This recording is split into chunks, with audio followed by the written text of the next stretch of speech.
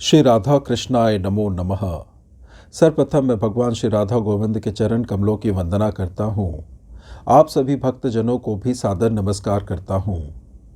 श्री भक्तमाल नामक ग्रंथ से आज हम महान संत, कवि शिरोमणि और भगवान के श्रेष्ठ भक्त श्री कबीरदास जी के भक्ति जीवन कथा का श्रवण करने वाले हैं, जो इस ग्रंथ में इस प्रकार से वर्णित है। उच्च श्रेणी के भक्तों में कबीर जी का नाम बहुत आदर और श्रद्धा के साथ लिया जाता है। इनकी उत्पत्ति के संबंध में कई प्रकार की किंवदंतियां हैं। कहते हैं जगत गुरु रामानंद स्वामी के आशीर्वाद से ये काशी की एक विधवा ब्राह्मणी के गर्भ से उत्पन्न हुए। लज्जा के मारे वह नवजात शिशु को लहरातर के ताल के पास फेंक आई। नीरू नाम का एक जुलाहा उस बालक को अपने घर उठा लाया। उसी ने उस बालक को पाला पोसा। यही बालक कबीर कहलाया। कुछ कबीरपंथी महानुभावों की मान्यता है कि कबीर का आविर्भाव काशी के लहरतारा तालाब में कमल के एक अति मनोहर पुष्प के ऊपर बालक के रूप में हुआ था। एक प्राचीन ग्रंथ में लिखा है कि किसी महान योगी के औरस और प्रीतिची नामक देवांगना के गर्भ से भक्तराज प्रहलाद ही कबीर के रूप में संवत 1455 ज्येष्ठ शुक्ल 15 को प्रकट हुए थे। प्रतीची ने उन्हें कमल के पत्ते पर रखकर लहरतारा तालाब में तैरा दिया था और नीरू नीमा नाम के जुलाहा दंपति जब तक आकर उस बालक को नहीं ले गए, तब तक प्रतीची उनकी रक्षा करती रही। कुछ लोगों का यह भी कथन है कि कबीर जन्म से ही मुसलमान थे और सयाने होने पर स्वामी रामानंद के प्रभाव में आकर उन्होंने हिंदू धर्म की बातें जानी। ऐसा प्रसिद्ध है कि एक दिन एक पहर रात रहते ही कबीर 5 गंगा घाट की सीढ़ियों पर जा पड़े। वहीं से रामानंद जी स्नान करने के लिए उतरा करते थे। रामानंद जी का पैर कबीर के ऊपर पड़ गया। रामानंद जी चट राम राम बोले उठे। कबीर ने इसे ही श्री गुरुमुख से प्राप्त दीक्षा मंत्र मान लिया और स्वामी रामानंद जी को अपना गुरु कहने लगे। स्वयं कबीर के शब्द हैं, हम काशी में प्रकट भये हैं रामानंद चेताए। मुसलमान कबीर पंथियों की मान्यता है कि कबीर ने प्रसिद्ध सूफी मुसलमान फ़कीर शेख तकी से दीक्षा ली थी, परंतु कबीर ने शेख तकी का नाम उतने आदर से नहीं लिया है जितना स्वामी रामानंद का। इसके सिवा कबीर ने पीर पीताम्बर का नाम भी विशेष आदर से लिया है। इन बातों से यही सिद्ध होता है कि कबीर ने हिंदू मुसलमान भेदभाव मिटाकर हिंदू भक्तों तथा मुस्लिम फ़कीरों का सत्संग किया और उनसे जो कुछ भी तत्व प्राप्त हुआ उसे हृदयंगम किया। जनश्रुति के अनुसार कबीर के एक पुत्र और एक पुत्री थी। पुत्र का नाम था कमाल और पुत्री का कमाली।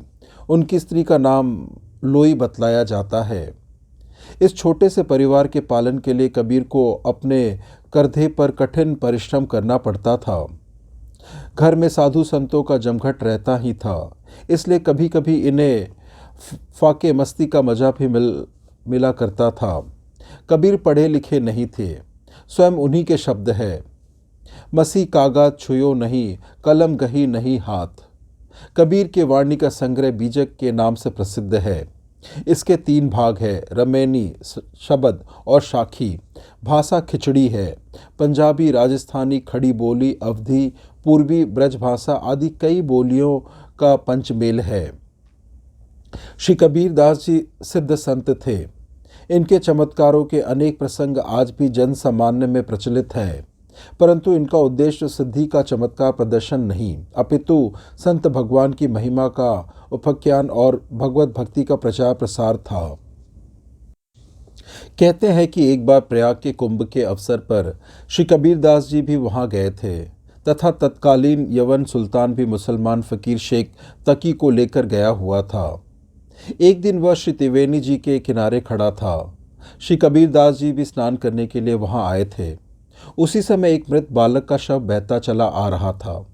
शेख तकी ने सुल्तान को दिखाकर कहा, हुजूर देखिए कैसा सुंदर बालक है, दुनिया से चल बसा। सुल्तान ने श्री कबीरदास जी की ओर संकेत करते हुए शेख तकी से कहा, ये साहब से मिले, चाहे तो जिंदा कर सकते हैं। कबीरदास जी को लगा कि यह सुल्तान अपनी सल्तनत के नशे में मेरी भक्ति, प्रभु के प्रति श्रद्धा और विश्वास को चुनौती दे रहा है और एक मुसलमान फ़कीर के सम्मुख मेरी हंसी उड़ा रहा है। अतः उन्होंने उसको पुकार कर कहा, ए बालक, तू कहाँ जा रहा है? आ मेरे पास। इतना कहते ही वह बालक जीवित हो गया और लौटकर कबीरदास जी के पास आकर उनके चरणों में प्रणाम किया। इस अद्भुत चमत्कार को देखकर बरबस सिंह सुल्तान के मुख से निकल पड़ा, कमाल है। इस पर श्री कबीरदास जी ने उस बालक का नाम ही कमाल रख दिया और उसे अपना पुत्र बना लिया। इसी प्रकार की कथा कमाली के विषय में भी प्रसिद्ध है। वह एक राजकन्या थी। छोटी अवस्था में ही उसकी मृत्यु हो गई थी। राजा ने अपने कुल की प्रथा के अनुसार उसे पृथ्वी में समाधि दे दी। फिर उसे पता चला कि श्री कबीरदास जी परम सिद्ध संत हैं और वे मरे हुए को भी जिंदा कर देने में समर्थ है। तब तक कमाल के जीवित हो जाने की घटना सर्वविदित हो चुकी थी। अतः राजा ने श्री कबीरदास जी को बुलवाया। राजा की प्रार्थना पर श्री कबीरदास जी ने यह कहकर पुकारा कि बेटी, तुम्हारे पिता बुला रहे हैं, जीवित होकर चली आ। परंतु वह नहीं जीवित हुई। तब श्री कबीर जी ने पुनः कहा कि अच्छा बेटी, तुम्हारे पिता कबीर बुला रहे हैं, जीवित होकर चली आ। इतना कहते ही वह समाधि से जीवित निकलकर बाहर आ गई। राजा रानी बहुत प्रसन्न हुए। वे प्रेम पूर्वक उसे गोद में लेकर घर ले जाने लगे। तब उस राजकन्या ने कहा कि मैं जिस पिता के नाम पर जीवित हुई हूँ, उन्हीं के साथ जाऊंगी। राजा रानी भी उसे श्री कबीरदास जी के ही चरणों में डाल दिए। इनके संबंध में इसी प्रकार की एक और कथा प्रसिद्ध है।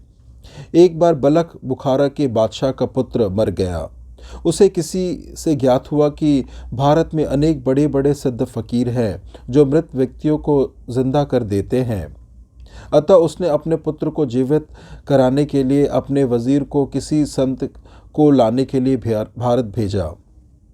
वह समय भक्ति काल का था। ऐसे अनेक सिद्ध संत थे जो मुर्दों को भी जिंदा करने में सक्षम थे, परंतु मुस्लिम राष्ट्र में जाने को तैयार नहीं हुआ। अंत में वजीर श्री कबीरदास जी के पास आया और उनसे प्रार्थना की। श्री कबीरदास जी तैयार हो गए। वजीर इन्हें बड़े आदर के साथ बलख बुखारा ले आया। वहाँ भी इनका बड़ा आदर सत्कार हुआ और इन्हें उस स्थान पर ले जाया गया जहाँ शहजादे का शव रखा हुआ था। बादशाह, वजीर और दरबार के दूसरे बड़े ओहदेदार भी वहाँ हाजिर थे। श्री कबीरदास जी ने शहजादे के शव को संबोधित करते हुए कहा, उठ बादशाह के हुक्म से। परंतु वह शव वैसे का वैसा ही पड़ा रहा। श्री कबीरदास जी ने फिर कहा, उठ खुदा के हुक्म से। फिर वे शव नहीं उठा तो कबीर ने कहा, उठ मेरे हुक्म से। इतना कहते ही वह बालक तुरंत जीवित होकर उठ बैठा। इस प्रकार श्री कबीरदास जी ने अनेक अद्भुत कर्म किए जो उनके जैसा सिद्ध संत द्वारा ही संभव थे। बुढ़ापे में कबीर के लिए काशी में रहना लोगों ने दूभर कर दिया था। यश और कीर्ति की उन पर वृष्टि सी होने लगी। कबीर इससे तंग आकर मगहर चले आए। 111 वर्ष की अवस्था में मगहर में ही उन्होंने शरीर छोड़ा। संत शिरोमणि कबीर का नाम उनकी सरलता और साधुता के लिए संसार में सदा अमर रहेगा। श्री कबीरदास जी की बुद्धि अत्यंत गंभीर थी और उनका हृदय प्रेमा भक्ति से सर्वथा परिपूर्ण एवं अति सरस था। उन्होंने भक्ति भाव को अपनाकर जाति पाति में विवाद समझकर उसे बिल्कुल त्याग दिया था। इसी समय एक दिन आकाशवाणी हुई कि अपने शरीर में तिलक रमाओ, आचार्य श्री रामानंद को अपना गुरु बनाओ, गले में तुलसी माला धारण करो। यह सुनकर कबीरदास जी ने कहा कि मैं उनसे मंत्र दीक्षा कैसे लूँगा, वे मुझे मलेच्छ मानकर मेरा मुख भी नहीं देखना चाहेंगे। पुनः आकाशवाणी ने कहा, वे गंगा स्नान करने जाते हैं, उस समय मार्ग में अपने को उनके चरणों में डाल देना। नित्य प्रातःकाल ब्रह्म मुहूर्त में ध्यान मग्न प्रेमावेश से आप गंगा स्नान करने जाते थे। श्री कबीरदास जी गंगा घाट की सीढ़ी पर ही लेट गए। यथा समय श्री स्वामी जी पधारे। उनका श्री चरण श्री कबीर जी के सिर पर पड़ गया। सहसा उनके मुख से निकला, राम राम कहो। श्री कबीरदास जी ने राम नाम को मंत्र दीक्षा के रूप में ग्रहण कर लिया। इस प्रकार आप श्री स्वामी जी के शिष्य बनकर घर को चले आए। श्री कबीरदास जी ने वही किया जैसा कि आकाशवाणी ने कहा था, अर्थात अपने शरीर पे रामानंदीय तिलक लगाया और गले में तुलसी कंठी माला पहन ली। अपने लड़के का साधु वेश देखकर एवं उसे रात दिन राम नाम जपते देखकर माता ने इसे बड़ा उत्पात माना और बड़ा हल्ला मचाने लगी कि मेरे लड़के को किसी ने हिंदू बाबा जी बना दिया। धीरे धीरे यह बात श्री रामानंद जी के पास तक पहुंच गई। फिर किसी ने आकर यह भी बताया कि जब कोई उससे पूछता है कि तुम किसके शिष्य बन गए हो, तब वह अपना ही नाम लेता है।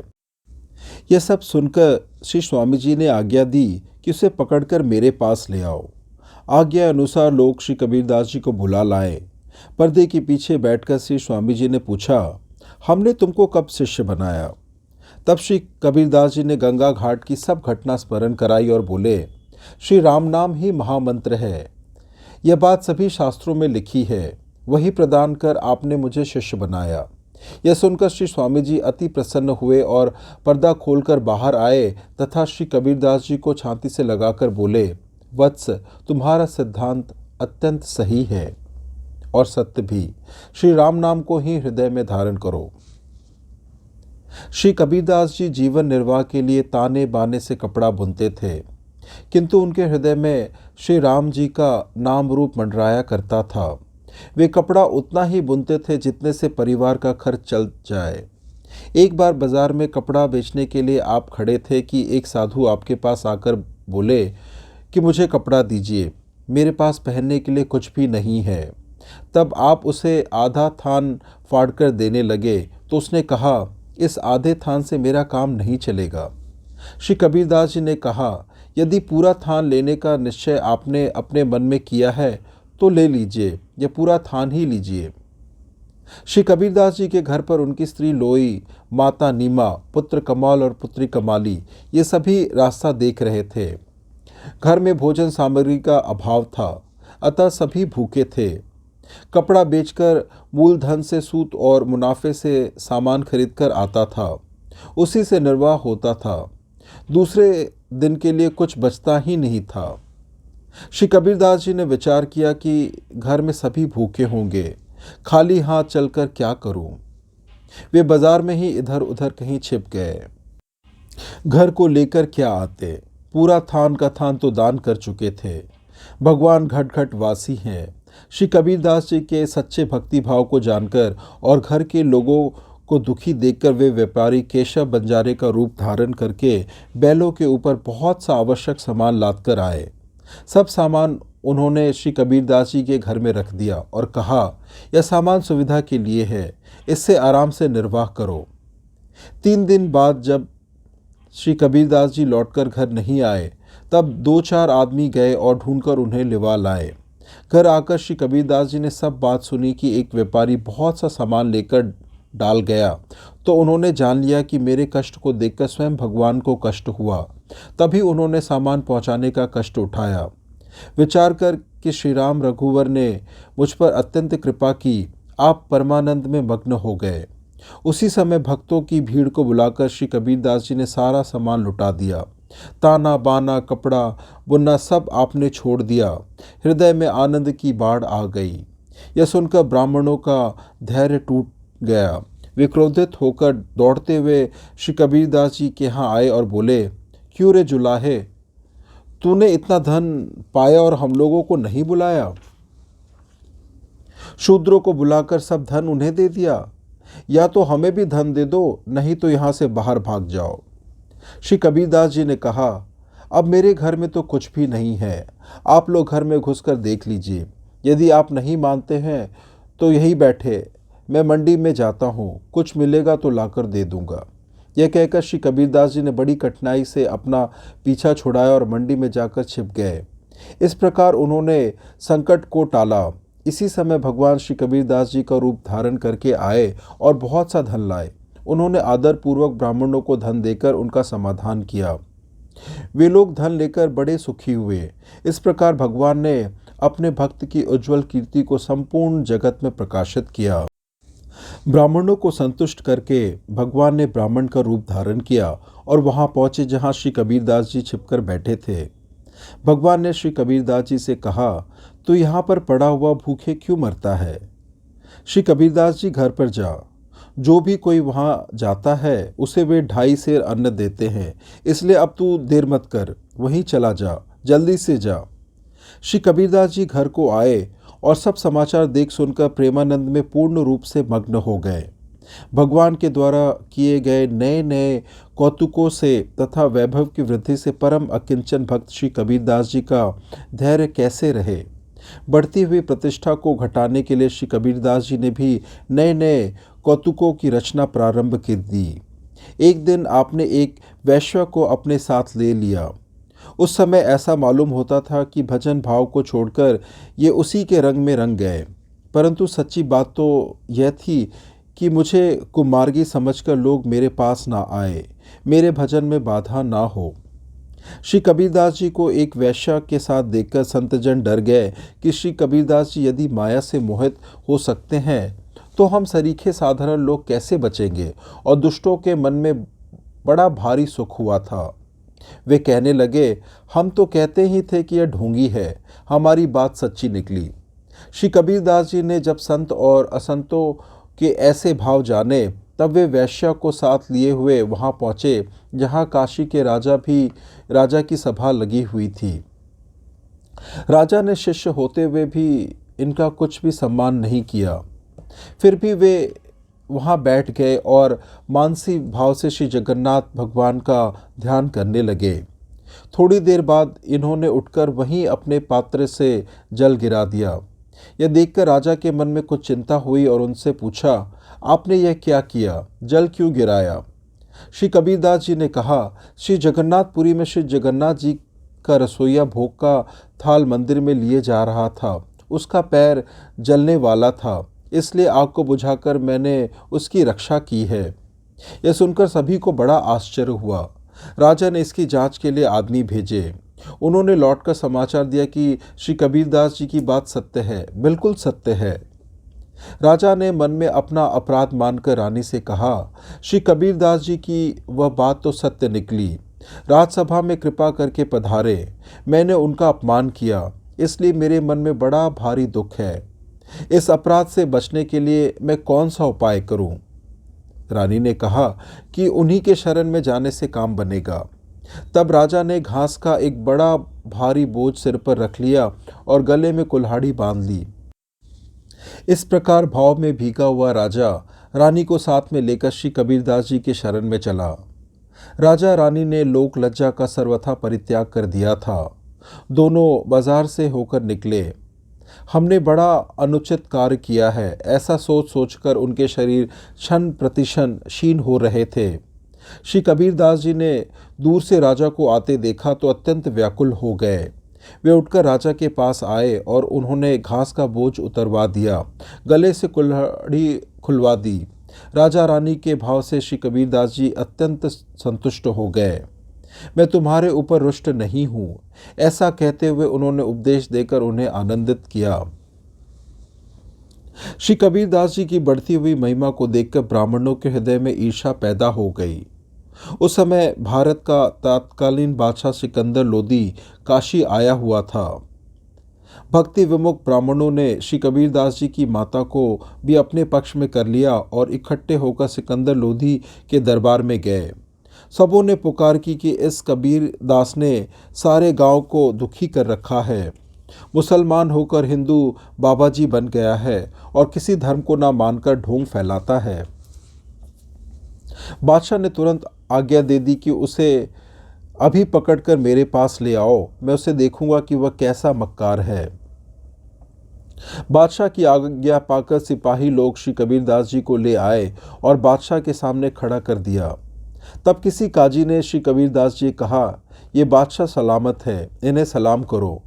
इन्होंने उत्तर दिया कि हम श्री राम के अतिरिक्त दूसरे किसी को सलाम करना नहीं जानते।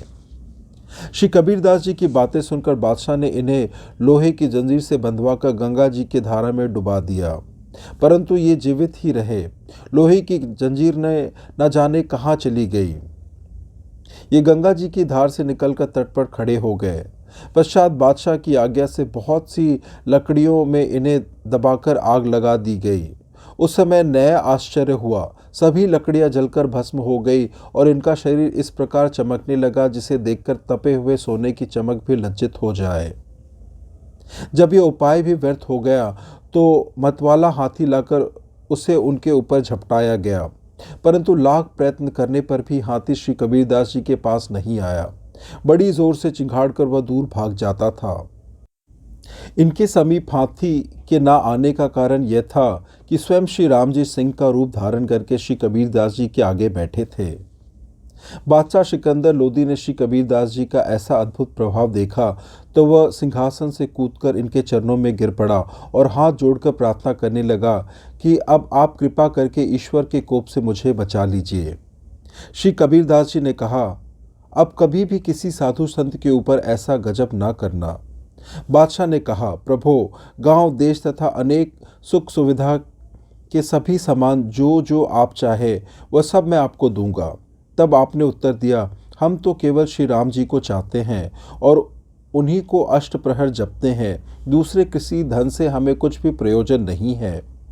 इस प्रकार बादशाह से सम्मानित होकर आप अपने घर आए। श्री कबीरदास जी की वजह से वे विरोधी ब्राह्मण लोग अत्यंत लज्जित हुए। साधुओं से शाप दिलाकर इन्हें परास्त करने के विचार से उन्होंने अपने से 4 ब्राह्मणों के सुंदर वैरागी साधुओं के वेश बनाए। उन चारों को चारों दिशा में भेज दिया। वे लोग दूर दूर तक गांवों में साधुओं के स्थानों पर और नामों को पूछ पूछ कर सब जगह सबको न्योता दे आए कि अमुक दिन श्री कबीरदास जी के यहाँ भंडारा है, वस्त्र और दक्षिणा का भी प्रबंध है, आप पधारे। भंडारा सुनकर अगणित साधु संत श्री कबीरदास जी के यहाँ आए। तब आप घर से अलग कहीं दूर जाकर छिप गए। अपने भक्त की प्रतिष्ठा रखने के लिए भगवान स्वयं श्री कबीरदास जी को रूप धारण करके आ गए और भंडारे का प्रबंध करने लगे। बड़ी बड़ी पंगतें बैठ गई। अब कबीरदास जी भी आकर इन्हीं में मिल गए। भगवान ने खिला पिलाकर और दान सम्मान से सभी साधु संतों को तथा श्री कबीरदास जी को भी अच्छी प्रकार से प्रसन्न किया। श्री कबीरदास जी को मोहित करने के लिए स्वर्गलोक से एक अप्सरा सुंदर वेशभूषा बनाकर आई, लेकिन इनके हृदय में दृढ़ भक्ति भाव को देखकर वह वापस चली गई, क्योंकि उसकी लाग नहीं लगी। श्री कबीरदास जी के सम्मुख आकर भगवान ने अपना चतुर्भुज रूप प्रकट कर दिया। उसका दर्शन करके इनके नेत्र सफल हो गए। ऐसे परम सौभाग्यशाली संत श्री कबीरदास जी थे। भगवान ने अपना कर कमल इनके मस्तक पर रखकर कहा, तुम धन्य हो, तुम्हारी बुद्धि मेरे नाम रूपादि में पग गई है। अपनी इच्छा अनुसार जब तक चाहो इस मर्त्यलोक में रहो और मेरे गुणों का गान करो। उसके बाद अपने इस शरीर के सहित मेरे परम धाम वैकुंठ में चले आना। मगहर में जाकर आपने भगवत भक्ति का प्रताप दिखाया, भक्ति का प्रचार किया। अंत समय में आपने बहुत से पुष्प मंगाए, उन्हें बिछाकर लेट गए और भगवान से जा मिले। इस प्रकार से भक्त शिरोमणि, महान कवि, महान संत श्री कबीरदास जी के जीवन चरित्र की कथा यही संपन्न होती है। कथा संपन्न करने से पहले मैं उनके कुछ दोहों को आपसे साझा करता हूँ, जो इस प्रकार से है। साँच बराबर तप नहीं, झूठ बराबर पाप, जाके हृदय साँच है, ताके हृदय आप। साँच हुआ तो क्या हुआ, नाम न साचा जान, साचा होए साचा मिले, साचे माही समान। कुकट कूटे कन बिना, बिन करनी का ज्ञान, जो बंदूक गोली बिना, भड़क न मारे आन। कथा श्रवण करने के लिए और अपना बहुमूल्य समय देने के लिए आपको धन्यवाद। श्री राधा कृष्णाय नमो नमः।